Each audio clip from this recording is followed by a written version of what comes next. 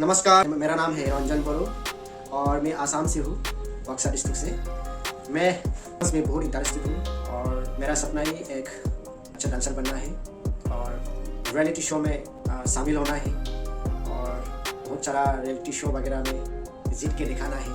तो मेरा सपना, मैं एक बार जा भी चुकी हूँ इंडियन टैलेंट फाइट सीजन 5 में सेमीफाइनल तक। अभी सेमीफाइनल का रिजल्ट आने वाला है 2 मंथ के बाद और बहुत ही अच्छा लग रहा है। और वैसे और ये प्लेटफॉर्म में भी अभी देख के बहुत अच्छा लग रहा है कि मुझे ये प्लेटफॉर्म में मौका मिलने के लिए यूनिक को प्रोडक्शन को मेरी तरफ से थैंक यू बोलना चाहूँगी, क्योंकि मुझे ये काबिल समझा। तो एक बार मौका देने के लिए मुझे और फिर से थैंक यू सो मच मेरे तरफ से यूनिक को प्रोडक्शन को।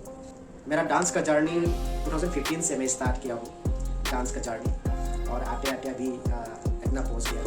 और यूनिक को डांस प्रोडक्शन मुझे ऐसे अच्छे मौका देने के लिए थैंक यू सो मच और ऐसे अपॉर्चुनिटी देने के लिए रियलिटी शो में जाके परफॉर्मेंस दिखाना।